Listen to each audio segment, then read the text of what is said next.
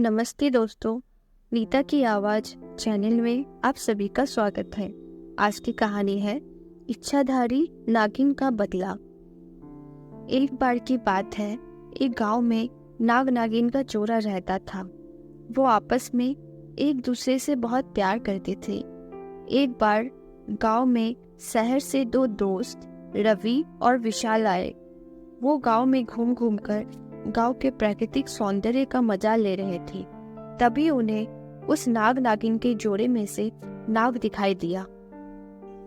जब उन दोनों ने उस नाग को देखा तो उन्हें वो कोबरा जाति का नाग लगा। उन्होंने सुना हुआ था कि कोबरा जाति का नाग बहुत ही खतरनाक होता है। वो उस नाग के शांत रहने के बावजूद उसे छेड़ने लगे। उस समय नागिन वहां पर मौजूद नहीं थी। उन दोनों दोस्तों ने थोड़ी देर तक नाग को डंडे से छेड़ने के बाद उस नाग को पत्थर से मार मार कर हत्या कर दी। थोड़ी देर बाद नागिन वहां पर पहुंची। उसने नाग को मरा हुआ पाया, जिससे वो बहुत दुखी हुई। इसी दुख में नागिन इधर उधर भटकने लगी। वो भटकती हुई एक जंगल में पहुंची, जहां पर बहुत पुराने नाग रहते थे। वहां उसकी मुलाकात एक बहुत बूढ़े नाग से हुई।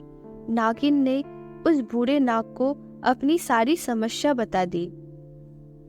उस बूढ़े नाग ने नागिन को अपने पास मौजूद नागमणि दी। इस नागमणि की मदद से वो नागिन इच्छाधारी नागिन बन गई, जिससे वो जब चाहे किसी का भी रूप धारण कर सकती थी। उसने नागमणि में देखकर अपने नाग के कातिलों का पता लगा लिया। उसे पता चल चुका था कि उसके नाग को दोनों दोस्तों ने कैसे तड़पा तड़पा कर मार डाला। वो उन दोनों से नाग की मौत का बदला लेना चाहती थी। नाग की मौत का बदला लेने के लिए वो शहर चली गई। इच्छाधारी नागिन ने एक सुंदर लड़की तानिया का रूप धारण कर लिया, जिसके बाद वो उस शहर में रहने लगी जहां वे दोस्त रहते थे। इच्छाधारी नागिन ने तानिया के रूप में रवि और विशाल से दोस्ती कर ली। वो उन दोनों दोस्तों से एक एक करके बदला लेना चाहती थी। इच्छाधारी नागिन ने सबसे पहले रवि को शादी के लिए प्रपोज किया। रवि भी सुंदर तानिया से प्यार करने लगा था। इसके बाद तानिया ने रवि को झील में अकेले मिलने के लिए बुलाया। रवि तानिया से मिलने अकेले झील पर पहुंचा। झील पर तानिया अपने असली इच्छाधारी नागिन के रूप में आ गई, जिसके बाद रवि डर गया। उसने रवि को नाग की मौत और उसका बदला लेने के बारे में बताया।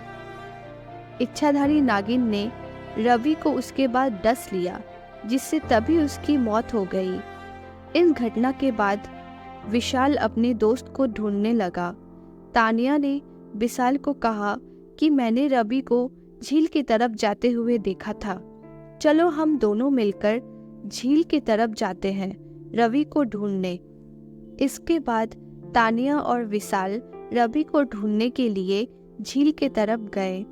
झील पर पहुंचकर तानिया इच्छाधारी नागिन के रूप में आ गई। उसने विशाल को सारी बात बताई और रवि के मौत के बारे में भी बताया।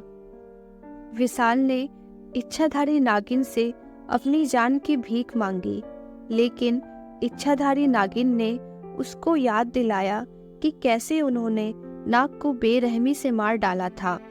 इसके बाद इच्छाधारी नागिन ने विशाल को भी डस लिया, जिससे उसकी भी मौत हो गई। अब इच्छाधारी नागिन का बदला पूरा हो चुका था।